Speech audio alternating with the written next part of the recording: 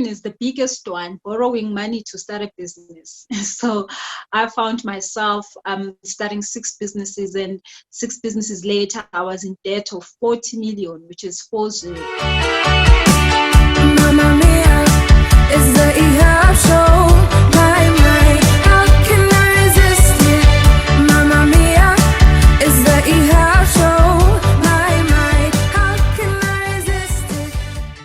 It's Women's Month here in South Africa, and as you know, at the eHub, we're all about cementing reliable relationships. And today, we have the lovely Busi Selesho, award-winning international best-selling author and internationally accredited money coach, who's going to talk to us about being a woman in business. Busi, good evening or good day. Welcome to the eHub. You're no stranger to the eHub. What has your journey been like as a woman in business?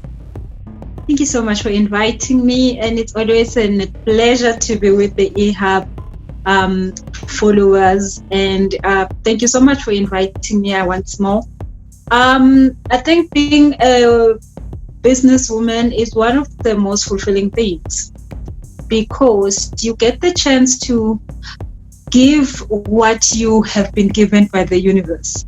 So, and I mean, studies show that normally women do very well in businesses that are led by women. They profit more, they sustain communities more, they last longer.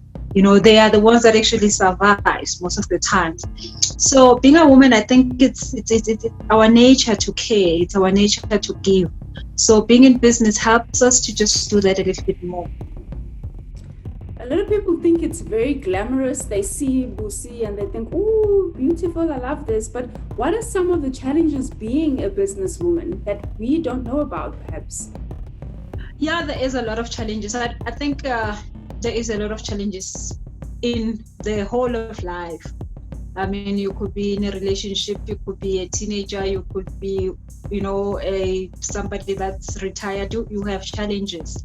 So being in business and being a woman has its own challenges. But I think it is not just about the fact that we are women, it's the fact that we are really trying to go against the status quo, which is the normal that we are all have been told. Go to school, study, find a job. So when you go into business, you have to forget about your job. Like a lot of people, I'm a coach and I coach a lot of people who wants to go into business. And the first crucial thing that everybody that wants to go into business faces is them having to leave their job. Because we've been told that this job, you know, is our comfort zone, it's safety and all the things, and leaving it and taking this journey to be an entrepreneur where you don't know if you will have money tomorrow, you don't know if you will make a sale this month, and you are supposed to continue and do this for long. I mean, the studies show that 92% of businesses fail within the first 2 weeks, which is that challenge of being able to understand that you are now an entrepreneur and you can take care of yourself. So, and with women, that goes a little bit further, because women see money as different as men do. Men are not stressed when there isn't money, because for them that is a challenge, and they're actually wired up to fix challenges from their mindset. But women are more emotional and are more creative. So you can't create when you are hungry. You know, you can't create when you are stressed out. You can't create when you are panicking. So once a woman panics, the business fails. Once a woman feel like not safe, the business fail quickly. So we normally don't see a lot of businesses that are started by women because of that first phase. But once that woman passes that phase, her business is going to be there for like ever. So as a coach, that's what I do. Normally when I work with women, I first start to get them to understand that they can take care of themselves, to first understand that it is okay to feel that fear. It is okay to doubt. It is okay to not be sure of what's going to happen. But they need to just come in and use their creation power, because women are powerful creators. And when a woman creates something, it's there to stand the test of time. So yeah, I think most of the time women, they are the ones who are more not willing to take the risk to going into business. So that's the first challenge. There's so many pitfalls that I'm sure you've avoided as a businesswoman. Someone watching this, aspiring entrepreneur, what are some of the pitfalls that you could say to them they need to avoid as people getting into business, or as females getting into business? Well, mine is the biggest one, borrowing money to start a business. So I found myself starting 6 businesses, and 6 businesses later, I was in debt of 40 million, which is 40. And I had done that by taking the advice that we've all had, that you need money to make money, which is not true, because I got into sequestration, lost everything, had to start from scratch. From 40 million rand, lost totally everything, left with the clothes I'm wearing. So now that I had to go and redo, and when I went back to finding out that I can start a business without money, I can start a multi-million rand without money, which I did, and I found out that money is energy, which today I go around the whole entire world speaking and teaching people this, that money is energy. Money is not something you have to work for, but you definitely do not need money to start a business.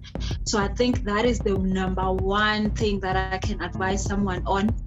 Do not ever use money to start a business. Even if you have money, even if you've been retrenched, don't use that money to start a business. Start a business without money, and once the business is running, that is when the business will make money for itself. So yeah, that's it. Beautiful.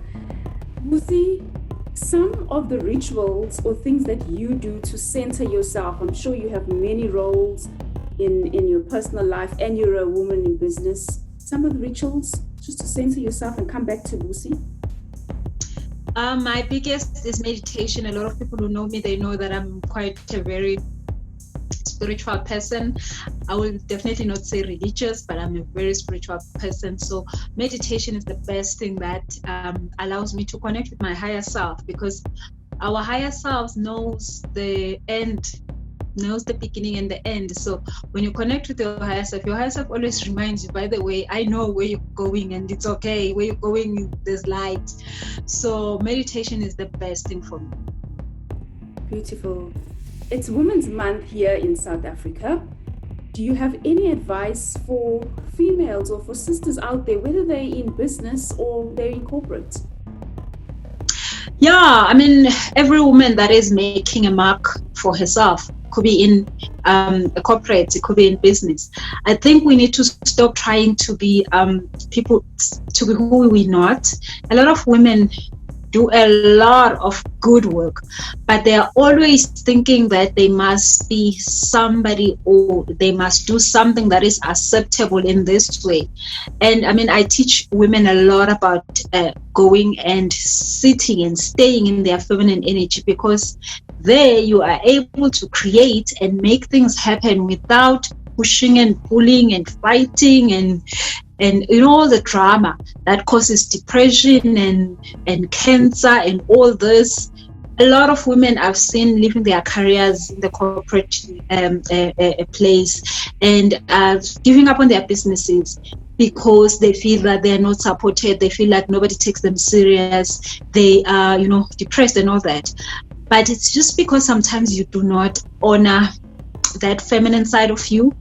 That feminine side is the side that makes people respect you, people to honor you, love you, support you, want to please you. Maybe the best part of this is when people want to please you, people will do anything you ask them to.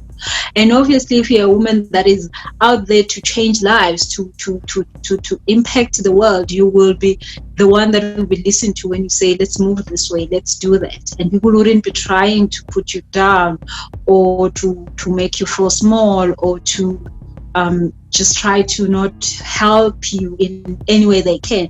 So I think for every woman that's out there that is making sure that she wants to progress in life, I would say honor your feminine energy. You heard it from Busi. Honor your feminine energy as we celebrate Women's Month here in South Africa. At the eHub, we say that it takes a village to raise a child, but it takes an eHub and businesswomen like Busi to raise a business. Busi Selesho, thank you so much for your time and for taking out the time and being on the eHub. We really, really appreciate it as we celebrate Women's Month. It's been an honor to have you. And I just wanted to share also a little bit about information on where people could find some of the feminine energy that I talked about. I've got a YouTube channel. It's called Busi Selesho that they can visit, and I've got a lot of videos there that just explains a little bit more. What does it mean? How do you even get in that part of your life and honor it and activate it? So yeah, check out my YouTube channel. And I always hold retreats and healing seminars and all that work is on my Instagram account. So if you need to know when is the next event that I'm having, check my Instagram. Other than that, my YouTube channel has a lot of information that is helpful. Thank you so much for sharing all that information with us, Busi. We truly appreciate it. Always an honor having you here on the eHub as we celebrate Women's Month. We wish you all the best in your journey ahead. Thank you so much. Tujenge Afrika, le vie de Afrique, le betando a Afrika, kusimudzira Afrika, siparamisa I Afrika.